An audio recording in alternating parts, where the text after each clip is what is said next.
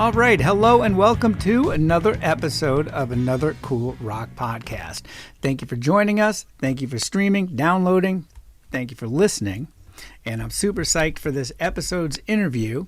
And there's a bunch of recent music news. But first, I'd been thinking about different taglines for this podcast. You know, something that would succinctly sum it up so you quickly have an idea of what this podcast is about. Something that says in a catchy way that this podcast is for folks who love conversation about rock and roll as much as I do. And though I love to write and am generally creative with words, I kept getting stuck. I want something catchy, something that hits you right away, maybe a play on words. So I put a couple queries into the Copilot AI, and here's what it came back with. All rock, no rules, raw conversations with the voices behind the music. Riffs, stories, and no holds barred where rock artists speak their truth. That's really lame. How about Beyond the Stage, inside the minds of rock's creators? Lame. Loud, unfiltered, and all about rock. All right, well, not so loud. How about For those who play it, live it, and love to talk about it? Doesn't really do it for me. Then there's The Stories Behind the Sound, conversations that rock. Lame. Still lame. How about Where Rock Meets Real Talk? Nope. Another Cool Rock Podcast, because rock never stops talking. That's not too cliched, is it? How about Plug in, tune up, and dive deep into the music that moves us? Very cliched as well. Then there was The Ultimate Backstage Pass to rock's makers and shakers. That's lame, hackneyed, cliched. I was getting frustrated. All those suck, right? And then it finally hit me with no AI needed. Here it is. Conversations about rock and roll with people who rock. Right? That sums it up. That sums it up perfectly. That's exactly what this is all about. And I think that's what I delivered for this episode with guitar player Tomi Julkunen from a band that I have just gone overboard without a life raft lately, a band called Ginger Evil. They've got a debut album called The Way It Burns, and I have absolutely fallen in love with this record. Every song is killer.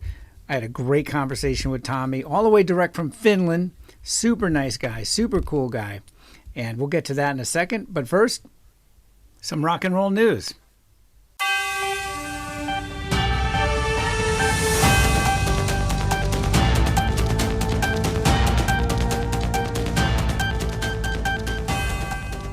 There's been a lot of wild news about drummers of late. Well, two in particular, actually. Let's start with drummer extraordinaire Josh Freese, who took over the drum chair for the Foo Fighters after Taylor Hawkins' tragic passing, and now has parted ways with the Foos. Apparently, the news was a complete surprise to Freese, who shared on Instagram that he was informed the band decided to, quote, go in a different direction, and that was basically the only explanation that Freese got. His resume is massive. He's played with A Perfect Circle, The Vandals, Devo, Nine Inch Nails, and Guns N' Roses, to name just a few. And he has appeared on close to 500 records by a massive amount of bands and artists. And just a few of those include Suicidal Tendencies, Paul Westerberg, Ricky Lee Jones, New Radicals, Puddle of Mud, Rob Zombie, Red Miller, The Offspring, Kelly Clarkson, Evanescence, Avril Lavigne, Queens of the Stone Age, Katy Perry, Sting, and Bruce Springsteen, and dozens more. His Wikipedia page will take you some time to go through, and no doubt will remind you, if not surprise you, when you see some of the folks that he's played with, and you go, I had no idea he played with Katy Perry, for example. So all those people, and his exit from the Foos is the first time in a 40-plus year career he was ever let go. But Freese has taken it in stride, both posting on his Instagram page a top 10 reasons why Josh got booted from the Foo Fighters list. Among those that made me laugh were number 10, I think it was, metronome-like precision behind the kit was deemed soulless. And another one was that he, quote, once whistled My Hero for a week solid on tour. No news yet on who the Foo Fighters will name as their next drummer. And another wild drummer news. A couple weeks ago, The Who announced that they had fired their longtime drummer, Zach Starkey, then rehired him, and then fired him again, refired him, I guess, replacing him with Roger Daltrey's solo drummer, Scott DeVowers. So let's recap. Starkey was fired, rehired, and then refired, all in the span of barely 3 weeks. And if that wasn't enough, apparently Roger Daltrey has expressed a lot of disappointment in recent quotes made by Pete Townshend. In a recent interview, Townshend said, "The Who has gone on a bit too long, with two of us dying," namely Keith Moon and John Entwistle. "It does sometimes feel like flogging a dead horse," he said. That led Daltrey to respond, in part, "If Pete doesn't want to tour, I don't want to be back with The Who on the road at 81 with someone who doesn't want to be there, if that's what he's saying." So hopefully Daltrey and Townshend can put everything together here, or join together, pardon the pun, before they hit the road this summer. And this is their farewell tour, dubbed the Song Is Over Tour, and that is scheduled to kick off August 16th in Sunrise, Florida. And as far as the U.S. is concerned, run through the end of September, ending in Las Vegas. We've certainly been hearing a lot about farewell tours, as all these classic bands are now well into their 70s and 80s, 60s, 70s, and 80s. And it dawned on me that once you get to that age, if you're still a touring, working band, you are probably on a farewell tour, even if you haven't necessarily announced it yet. Because let's face it, none of these bands are going to be going on forever. And what you think might not be the farewell tour may well end up being the farewell tour. So see them while you can, if you're so inclined, especially if you can afford the ticket prices. A recent article in Billboard magazine said Americans are paying $300 plus or going into debt for concert tickets, studies show. New studies found concertgoers grew comfortable spending hundreds in 2024, and as ticket prices continue to balloon, they say they're willing to shell out more this year. Apparently, the economic anxiety that we keep hearing about and reading about has not really hit the concert business. Recent reports show that nearly 60% of Coachella attendees bought tickets through a payment plan, and new studies have found that Americans are willing to take on debt to snag concert and live event tickets. The cost of concert tickets has skyrocketed in recent years, with Pollstar finding that the average cost of a concert ticket in 2024 was $135.92. And apparently, Billboard also reports that credit card holders spent an average of $300 per month on live events between May 2024 and April 2025. Gen Z concertgoers are more willing than anyone else to spend big dollars when it comes to seeing their favorite artists in concert. A Cash App survey of over 2,000 American adults conducted by the Harris Poll found that Gen Z spent an average of $2,100 on concert tickets over the past 2 years, with 75% of Gen Z willing to pay premium resale prices for live shows. $2,100 is a hell of a premium price. That's amazing. I mean, I've paid upwards of about $150 per a concert ticket, and let me tell you, I was not happy to do that. And some sad news you may have heard recently, and that is Billy Joel has canceled all concerts, has canceled his tour following a brain disorder diagnosis. He has been diagnosed with something called normal pressure hydrocephalus, which can cause mobility and cognitive issues. Normal pressure hydrocephalus is a disorder in which an accumulation of fluid near the brain causes issues with movement and cognition. The condition was aggravated by his performance schedule, and a statement from Joel says he's pausing all public appearances for now while he works to recover. And here's to a very fast recovery for Billy Joel, a guy whose music was a huge part of the soundtrack to my growing up on Long Island as a kid. I mean, Glass Houses, The Stranger. Man, I heard those records all the time. And to this day, whenever I hear any Billy Joel song, it throws me right back to being a kid on Long Island. All right, let's get to my conversation with Tomi Julkunen, guitarist, and founding member of an incredible band out of Finland that I just can't stop listening to, Ginger Evil. Their debut album, The Way It Burns, just came out a few weeks ago, and it's been in my heavy rotation since the moment I heard it. Who might they remind you of? Well, the band's bio mentions Foo Fighters and Fleetwood Mac. To my ears, it's filled with big guitars, big hooks, and really soulful vocals from lead singer Ella Tepponen. She has got a very powerful and sultry voice. But the bottom line for me is that it all comes together in their songs. Every song on the record I can honestly say I love. It's all a great mix of new and the familiar too. And I love chatting with Tomi, and I hope you enjoy our conversation. Tomi, good to see you. I appreciate you taking the time to do this all the way from Finland. Hey, dude, my pleasure. My pleasure. Well, I'm definitely going to get into how much I love The Way It Burns, the new album, the debut album from Ginger Evil. But before I get into all that, I would love to start at the beginning because Yeah. while Ginger Evil is a new band and a debut album, your idea for the band and putting it together took a pretty long path. What's the origin story, I guess, if you will? Yeah, it was like I was at the time like 2001 till 2005 I was living in Dublin, Ireland. And I was kind of feeling homesick and like started to write sort of alternative rocky songs and I was thinking, fuck, I have to move back. And I actually moved to Sweden first for a couple of months.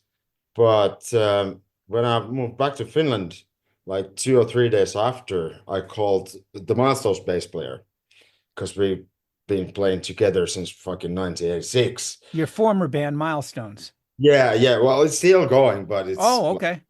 yeah, but yeah, I called him and I was like, hey, how about like forming a new band? I was like, yeah, of course. So a couple of days later, and we went to a rehearsal room with a couple of our friends, like drummer and other guitar player. And it's like we just jammed a little bit. I showed a couple of my riffs and all that. And it also like felt really good. And we had a lot of songs, but we couldn't find the singer because there wasn't like the right one. We were thinking about, well, we want to have something like Scott Weiland or something like that. But at the time, there wasn't that many great singers in Finland, in my opinion, especially not female singers. Right. So we played for about a year and a half, wrote songs, a lot of songs, and it's like, fuck this shit. We just can't find the singer. We had like famous Finnish singer coming in and all that, but it just didn't work out. So me and Veli, our bass player, we just thought that, okay, let's not waste our time. Let's put these songs on ice and see what happens in the future. 15 years later, 15 plus later. It's been a long path. Yeah, we didn't even, it's like we released the fifth Milestones album and we were kind of like we had been doing that for a long time and we just wanted to change. We didn't know that I was thinking that how about like getting those songs and try again. And Veli was thinking the same. And we just kind of like, hey, do you remember those songs? Yeah, I was thinking that and listening to those the other day. And it's like, all right, man. And it's like we had to, of course, find a new drummer and like new singer. Well, Wow.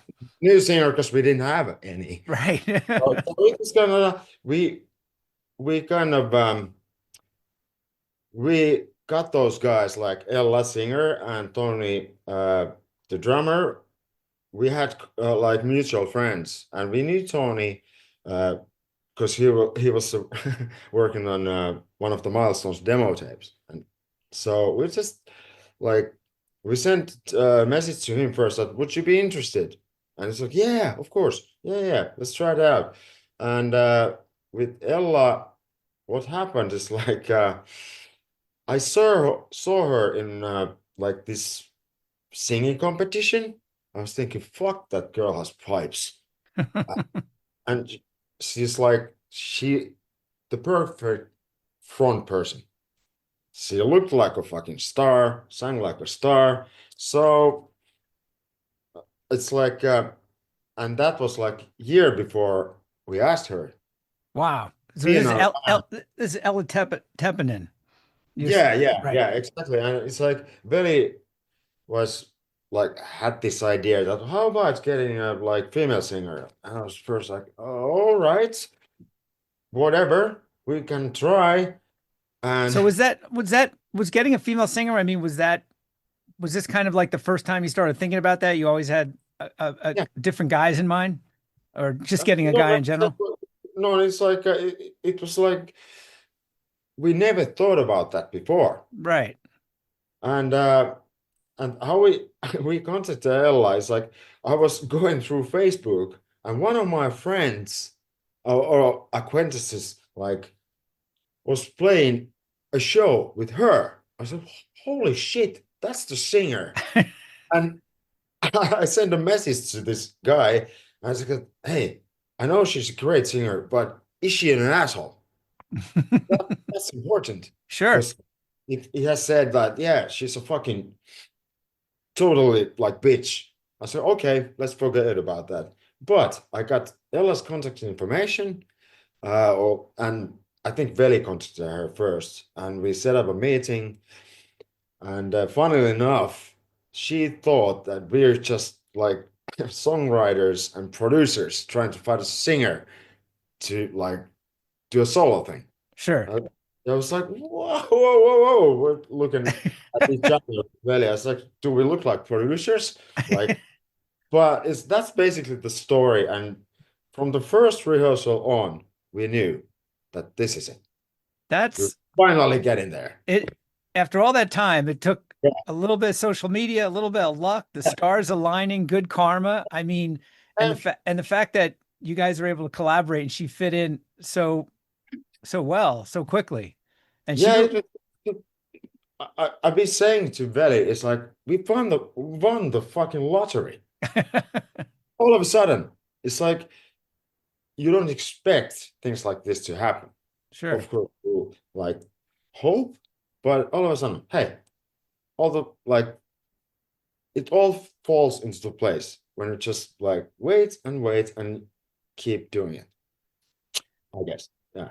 Well, the results speak for themselves. I started telling you this before we started recording, but The Way It Burns, the debut album, is without a doubt one of my very favorite albums so far this year. It will end up being, Thank you. I'll look back at the end of the year and say, yeah, that still remains one of my favorite albums this year. Thank you. And I read some different descriptions of whether it's different articles and things or your bio, what, how you might compare your music, but I'm never really good at always picking that up. To me, it's fresh and new. So if you had to kind of distill it down, who are the influences? And I don't mean to compare, but sort of where would you Well, fit in? Because I hear some alternative, but I also hear crunching, great riffs, huge hooks in these choruses. The background vocals are stellar. Your guitar playing I'll get into this in a minute, but it's got a little bit of everything for my taste, which is one of the reasons why I love it so much. well, I guess it's because um, we all love all kinds of music, and I can say we have like influence from alternative from the 90s, but my background is in classic rock. I love old Aerosmith, I love Fleetwood Mac, I love like Appetite for Destruction, I love old Kiss, I love old Iron Maiden. Right Very on. like the 90s music. He's like the biggest Pearl Jam fan ever. And Tony and Ella, they just like they've been playing covers like Led Zeppelin, Pearl Jam, Soundgarden, like all that. And it's kind of like we don't think too much. It's like we just bring in the song, and nobody brings in like the full song. I Sure. bring the riff, Belly brings the bass, Tony drums, Ella like vocals, and it's like it's free. So You can you do all whatever you co-write. like. Yeah, it's like there's no, let's put it this way, when we write songs, there's no ego because that's what keeps like or a lot of bands break up Right. because no, this is my song. This is how it goes. I want this on the album. I don't give a flying fuck. It's like good song is a good song, No and matter. it's like I feel like if I bring in the song, it wouldn't be half as good as it's now. So that's sort of the songwriting I progress, I guess. I love hearing that because to my favorite bands, most of my favorite bands, Mm. really there's almost a team approach, a collaborative approach to the Yeah, yeah. songwriting. People are all bringing it in instead of just the guitar player coming in going with Shit. 80% of the demo saying, I need you to play this. This is how I want this to sound.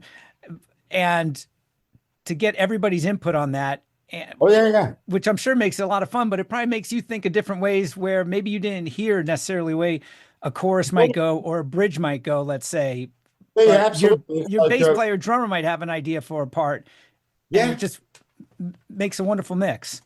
Oh yeah, yeah. It's like that was what makes the Ginger Evil sound. Because even though you can hear the influences, we're not like copying anyone. Right. Right. What and that seems to be the way bands are these days. Oh, I fucking love this new band. Let's go. We want to be like next them. You're too late. Why be next someone? Got I it. just Got get it. it. So So, hmm, let's talk a bit about the timeline because I've read that the album was done about a while ago, about a year ago. So you formed the band. How quickly did you get into the studio and write songs, get into the studio, record the album? what happened was like we started like 1919, 2019, sorry. And the then 2 or 3 months after the COVID hit. Sure. So we couldn't meet up, but that had a silver lining. We were writing songs like at home, sending files back and forth, back and forth. So when the COVID was over, we started rehearsing, and it took about like we recorded the first recordings we did was I think 2021 or 22 or something. So, and I'm happy that we didn't rush because otherwise it would sound different. So we Right. had a time to really think what what we want to do. What's the Right. album we want to hear at home? I guess there was a silver lining there for you guys with COVID Yeah. where it forced you to slow down and Yeah. you had so much time at your disposal. It got you more creative, all of you guys, and Oh you were yeah. And the able thing to is, we didn't have to like play shows. So you could concentrate only on songwriting. Because right. usually what happens is like it's like, yeah, we have show coming up in 2 weeks. You have to start rehearsing for that. Okay, let's forget about the songwriting for a while now. But we didn't have to do that. We just kept going and going and going. So Yeah. You had one singular focus. yeah, yeah. So that helps. Right, no doubt. So No doubt. the album was done about a year ago, Yeah, finished.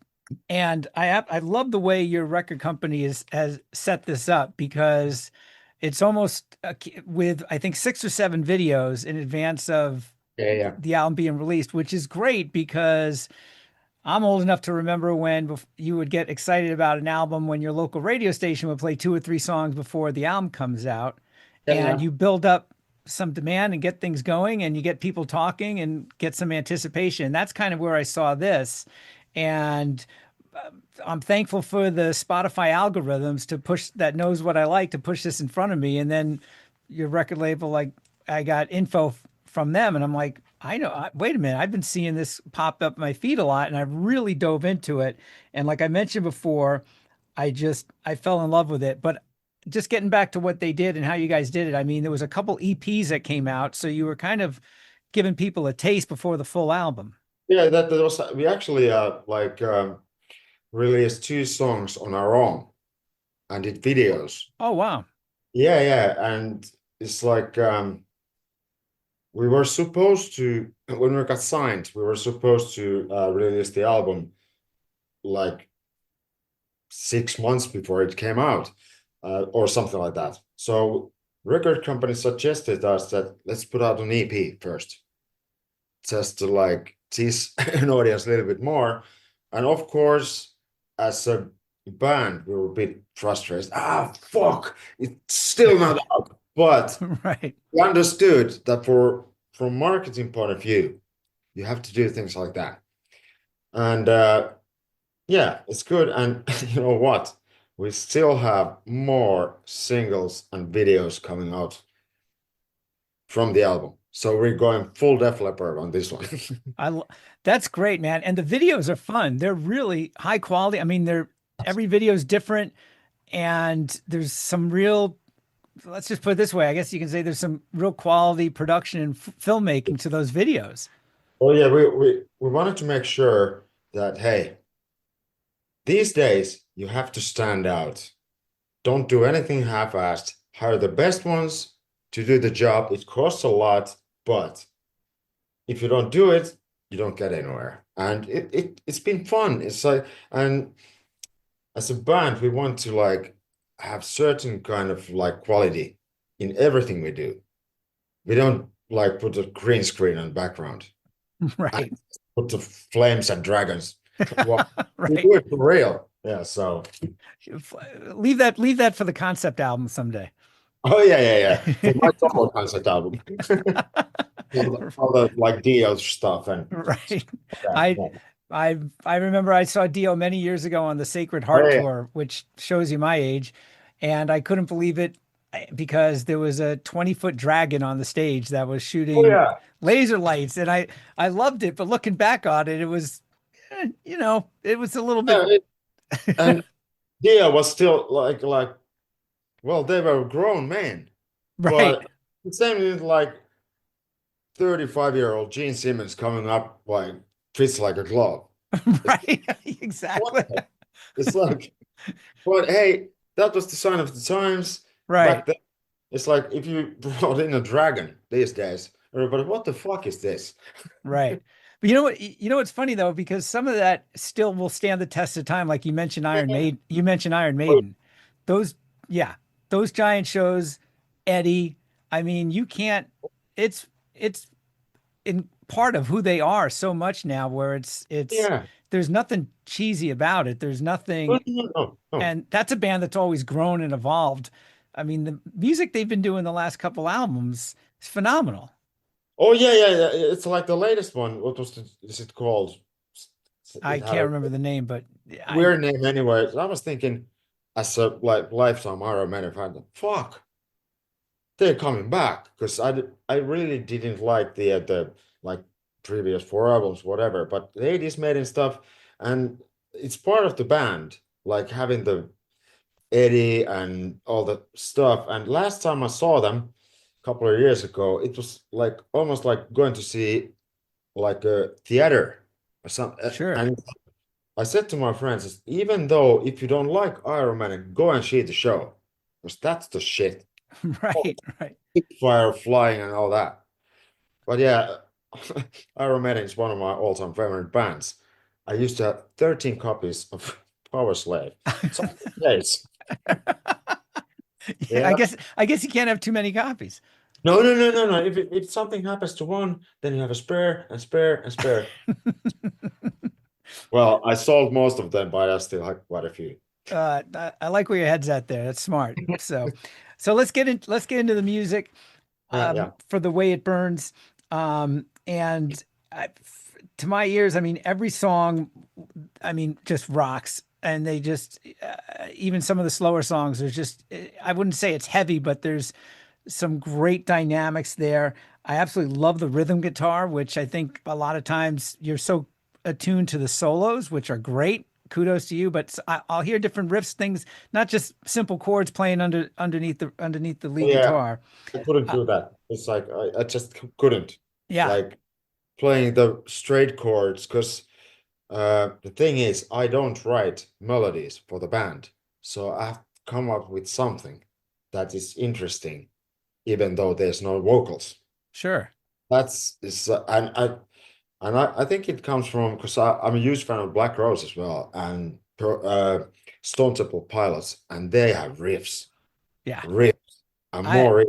And I love the riff. I So I bet our record collections are similar, and I know some of the bands that Milestones opened up for. I saw, and I absolutely love those bands. But you mentioned Stone Temple Pilots. I can kind of hear some of that influence a little bit yeah, because those. I keep bringing up the word dynamics. There's a great interplay between the guitar yes, and the rhythm section, which not every band yes. has, but Stone Temple Pilots has. I mean, I will listen to anything the DeLeo brothers do, Oh, and yeah. any Yeah. side project, anything. And Do you I'm, remember the talk show? oh yes, yep, Fuck me. yeah. I, s- I knew that they had split up for a while. When I first heard the album, I was like, what is going on here, man? You can't be that good with the riffing. Stop Right. it. Right. I just listened to it. This is crazy. It's a quartet. It's like there's one guitar player, bass player, and they just complement each other. And And that's sort of what we like over the years been trying to like, because we know each other so well with Veli. And it's like I can trust him. It's like I send him a riff, even though it's a simple riff, but he kind of like whatever he sends back, it's like, yes, yes, this is what I wanted to hear in my head. So, that's great. That's great. oh, So I want to throw a couple songs at you that are my favorite songs. Just get your thoughts and just tell me about the writing or whatever comes to mind on. 'Em. But let me I don't want to go too over the top here, but I already said how much I love the album. But let me just start with Rainmaker. Let me just start with Rainmaker. That's a great way to open the album. Just it's a statement of intent, and you know right away that this is going to be this is going to be really good. yeah, it was actually the working title was Studio 54, Oh, really? New York Club. Sure. Of course, we were too young to like been there at the time, but somehow the riff and all that like because there's a lot of air in the song and the happiness and like yeah, yeah. Uh, but it's a it's an open tuning that doesn't interest anyone. But anyway, uh, so it's kind of like the first time I I did a like really rough demo. I was like, how come this reminds you of New York, 70s New York? Huh. And yeah, it used to be a bit different. There was like the riff that starts in the beginning. It used to be way, way, way longer. But our great producer is like, no, no, no, just tease a bit and then tease a bit later. And it's kind of straightforward. It's a great show opener as well. So that get things going. So, and I love the video too. That's a really cool video. Um, the other song that a couple, like I mentioned, a few songs that really stand out on me. Another one is Dead on Arrival, which is the second track. And I love how the verses kind of have a laid back sort of feel. Then it builds, and then that chorus just explodes. And Yeah. the first time I heard that, I did a double take. I mean, I was working and I got the music pretty loud, but it's the first time I listened to it. And all of a sudden I just, wait a minute, I got to hear this again. The way that hook just comes in just Oh, floors me. yeah, yeah. It's the verse is kind of haunting with the lyrics and all that. It's like it starts off as a like Guns N' Roses song. In Okay. my head, a lot about did the sound and all the rawness. And this all comes down to Ella, I guess. It's like 'cause he has such a great sense of melody, and she hears the songs way differently than me or Veli. And yeah, it's like said that the song would be way different if it wasn't for Ella. And Sure. that's the beauty of it, because she has this like great sense of melody, and she can also sing those melodies as well. And hearing well, that's one of my favorite songs, DOA. It's like when I heard the finished verse, I was like, fucking hell, this is rock and roll. And then comes in the chorus, I said, well, this is pop and roll.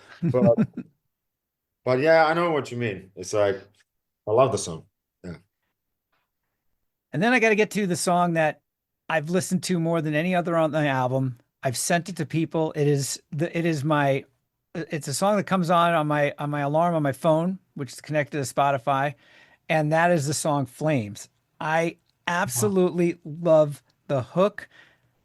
I can't play this song enough. It should be a massive smash single. Ella's vocals are amazing, but you know what I really love about it is the call and response backing vocals in the verses and the chorus. So Ella's singing, then I hear the backup vocal, and then you guys repeat that in the chorus, but with different Yes, lyrics. And the yes. lyrics, I don't always pay attention too much to lyrics, I'll admit. I mean, I could sing my favorite songs hundreds of times and then 10 years later go, oh, that's what he's getting at. I mean, just it's the way my mind works. But that song lyrically really stood out to me. Oh yeah. And I won't pretend to tell you I know exactly what she's singing about, but I think I get a good idea. But I can't tell you how much I love that song. It's just And you know it's a what? It's it's like a my hit. hairs on my arms are standing out. It's like I appreciate the things you said. It's like I have like goosebumps. Fuck. The I love the song too, and it's like that's where I can honestly tell. Well, that was one of the first songs I sort of wrote for this band. The riff. no Uh, kidding. I was well, I was listening to a lot of Fleetwood Mac at the time. You can probably tell, and you can hear the drum beat on the verses. It's Sure. I Fleetwood Mac, and but yeah, it used to be a bit different as well, but then comes along Ella with the melody, and as I said, we had great producer, and he was like chopping the songs up and putting them together. That's too long. That's in the wrong key. So we had a fifth member, and that's what we needed, because otherwise the album wouldn't be what it is.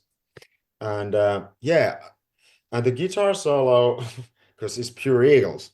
I guess I was like, I can't play this. And then I was thinking, who the fuck cares? I can do whatever I want. And it's a fun song to play. And it's a it's kind of a song that you could actually hear on rock radio, on country radio, on pop radio. It would be a crossover, but the way the world is, let's see. right. I mean, radio.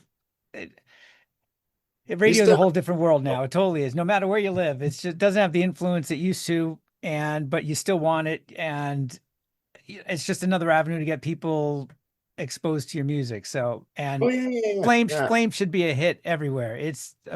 Well, It's a great pop rock song. have you checked the video? I have, yes, yeah. That was a fun day. It's like the guy who directed it asked me like 2 days before, would you be interested in driving the car? I've never driven a muscle car before. I was like, oh, all right, I'll do it.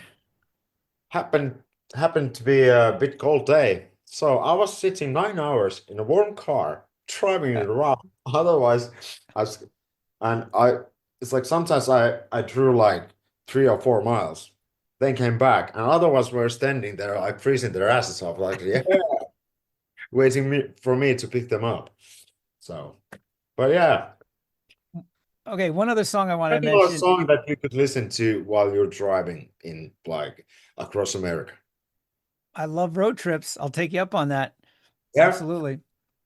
One other song I want to mention. Now, all the songs except for you wrote the band wrote all of you wrote all the songs except for one song on the record, correct? And Yes. is that Hands Move to Midnight? No, that's Arrowhead. Oh, sorry, Arrowhead. Sorry, yes, sorry. The one right after that. Sorry. Yeah. Yeah, track six, Arrowhead. And that was recorded by someone else originally. That's a cover tune Yeah, or the thing was what happened is like it's written by it's originally in Finnish language, and it's written hmm, by one of the most famous Finnish singer-songwriters ever since the 80s, and he's a huge star in here. Everybody knows him. What happens, like our bass player was at his gig, and a couple of days later, he bumped to that guy on the street. So he went to say that, yeah, thanks for the show. It's a great one, and blah blah blah. Then they started to talk about music, and Veli mentioned our band, and the guy, J. Karjalainen, that's the artist name.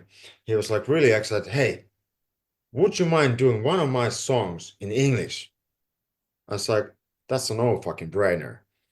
The most one of the most famous stars in Finland asked you to like remake his one of his songs in English for the first time, and he provided the lyrics. He said that you can pick any songs you want. I provide the lyrics.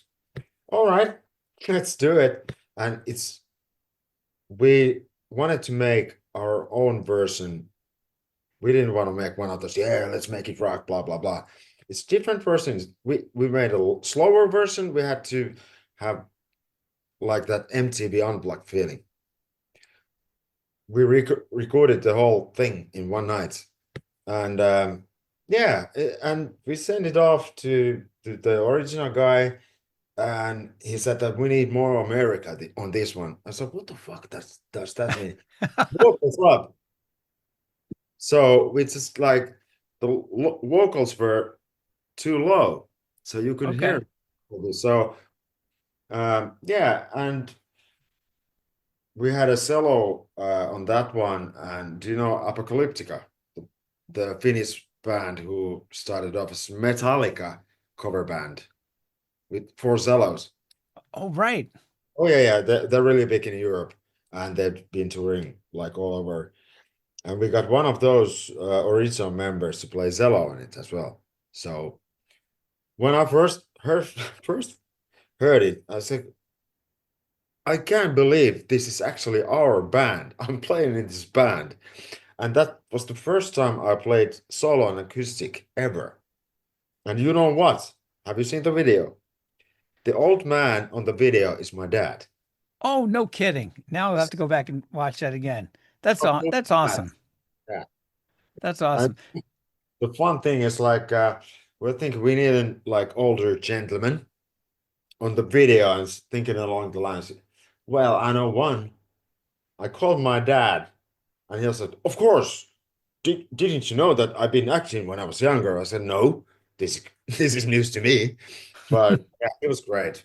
So Well, another cool thing about that song is, and I call me old school, but when I listen to albums, I listen from track one through. hey, yeah, And yeah, you got that song, it's perfectly placed, dead set in the middle of the track list, right? I yeah. mean, That it's sort of it's like this is the side A, right. and Yeah, works perfectly there. yeah, yeah. Well, yeah, and it's when you listen to the whole album, it's not that it sounds like Ginger Ale. It's a slower song. You can like so like Guns N' Roses had Patience. All of a sudden, what the fuck? You You see know what I it, mean? You have to have like or Queen. They have all kind of songs, and they right. sing Queen. Right. It's not just in your face 100 miles per hour all the time. Yeah, You have some it's different. dynamics, some emotion, some different Yes. elements. Yeah, yeah, you have to guide. It's like I don't want to listen to the records that even the slow songs are like, wow. It's like you need dynamics. If you listen to Mother Love Bone album on headphones, holy fuck, there's like whole roller coaster. There are a lot of albums like Pearl Jam 10. So, but A roller coaster is a good analogy there. It's yeah, not yeah, just a straight line. It's just not it's not the same. It's like taking no, a good drive through some different valleys, right? yeah, you have to like, oh fuck yeah, so I need a breather, and then just oh, there we go again. Right. Like then when you go see a live show, nobody wants to hear like for 4 hour and a half. I wouldn't. I want to ask about the live show, but before I do, I meant to ask about the band's name. How did Ah, what's the genesis of that? do you want to hear the honest truth, or do you want me to come up with something? No, I was actually in the shower, and I've been the way it's like that's one of the places where you can actually be on your own, no phone, or somebody like, how you doing? So you they're just showering and because I've been thinking about band names before and I like to play with words. This word looks really good with this one. Ginger, evil. Perfect match. And I suggested, hey, how about ginger ale? Because fuck yeah, that sounds good. So And there's no like big story. Ella is not the ginger evil, like some people think. She's not even ginger. So I was wondering that actually.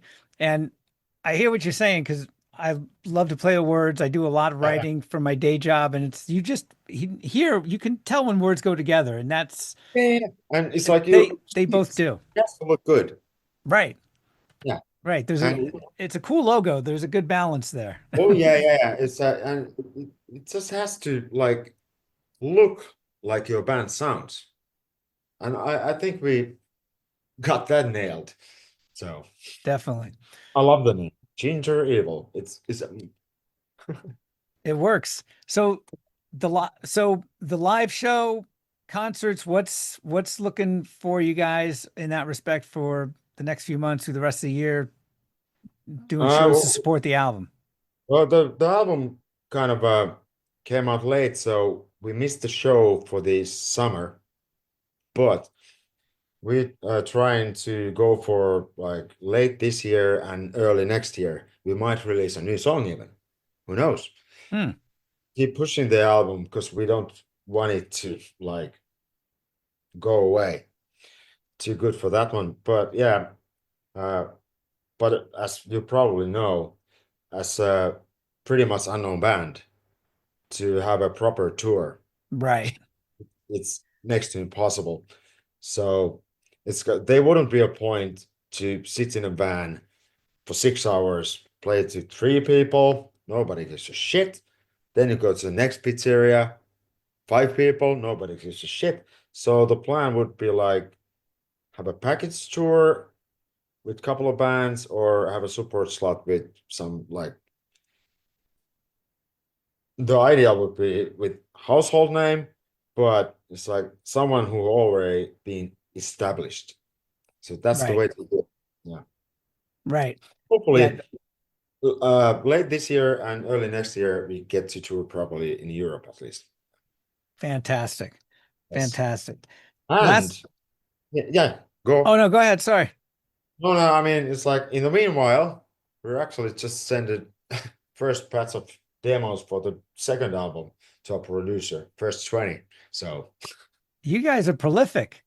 That's incredible. yeah, it's like this is what we do. It's Right. like what else there is to do except write songs? We want to like build and build and build because we love the band and we love the music and we're doing it because we're doing it for ourselves. For first of all, of course, we like think somewhat that hopefully someone else likes it too. But if nobody does, okay, we still do it. Yeah. But You're doing it for the love like of we're it. actually getting better now. It's like the first one was just like, okay, let's try this thing, and now we know what we're doing. You're doing it for the love of it ultimately. Oh yeah, oh yeah, oh yeah.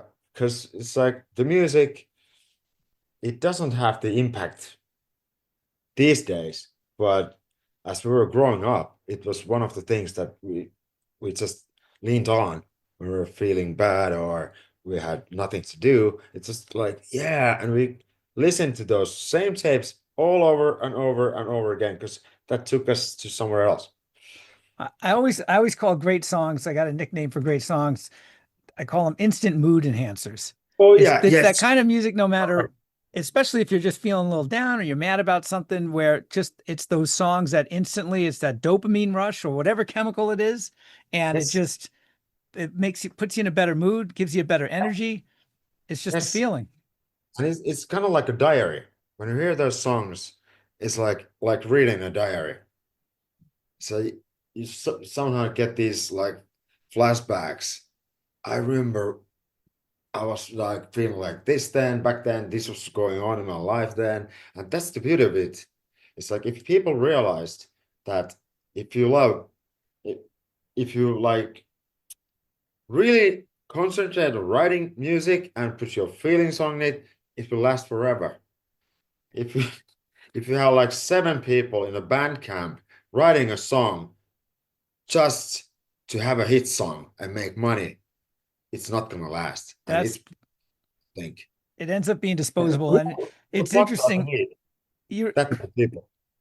you remind me of something interesting is in that I can barely remember what I did yesterday or 3 days Yeah. ago, but I can look at my wall of CDs over here, about 1,000, and a couple dozen vinyl records, and I still got cassettes, and I can pull almost any one of those out of there and go, yeah, I can remember when I bought that Yeah. Kiss Asylum CD or out back then Yeah. on vinyl. On vinyl, I could tell Yeah. you where I was my first. I just hundreds of instances of that where I can still remember because that music was imprint. I can remember growing up the songs I absolutely loved hearing out of my mom's car. I mean, when I was a kid.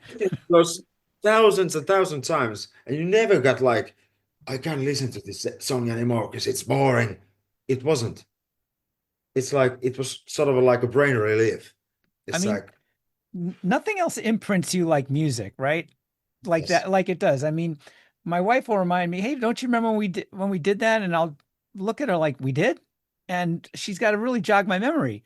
But yet, here's a song from 1981 that I remember hearing on the first time in my bedroom when I was a kid. I mean, and I can remember it Yeah, exactly. you might remember I bought it from there. Or my mom brought it from me, and it's amazing. It's like it's you can almost smell the like smells from the back in the day. Like, yeah, I remember my dad was making meatballs or something like it's almost like that. But uh, like, well, if you like have dementia or whatever, like what all people have, they might not remember anything. Then you put on a song they've heard for the first like 50 years ago, and they might even smile. It's Right. it's and even it's like kids. I work in a daycare, That's awesome. all places, but it's like some of the kids they can't even talk, but they can sing. There you go. Some of the first things you learn, right? Are those Yeah, songs growing yeah, up. See somebody singing to you, you learn them in yes, daycare when you're barely 1 or 2 years old, and that yeah. melody Well, imprints on you. yes, yes. It's like whatever kids songs like those is one they can't sing the lyrics, but they instantly remember the melody and all that. And it's great way to actually learn to talk when you're like really small. Small like the kids songs, they're really simple. But it's like it just stays in your head. Same as like you can always remember lick it up or, Exactly. or that, whatever. Exactly. Well, Tommy, I got to thank you for the time. Like I Yeah, said numerous times, I absolutely love the album. I thank you. thank you for doing this. We should connect for the next record again and Yeah, new songs. And I'm gonna do my little part to help get the word out here. that's And fine. just it's been a pleasure. Thank you so much. Yeah, it's been fun. It's like, hey, it's Friday night. I make hits and are talking a lot of good stuff about old bands and a bit of my band with the good guys. So what else you need? Oh, drink or maybe. Well, I appreciate it. Best of Yeah. luck, and we'll be talking again. Yes. Talk to you soon, man. Oh man, that was a lot of fun. Tomi Julkunen from Ginger Evil. Be sure to check out their debut album, The Way It Burns, available everywhere you get music digitally. As always, thanks for listening. Be good to yourself and be good to other people. Take care.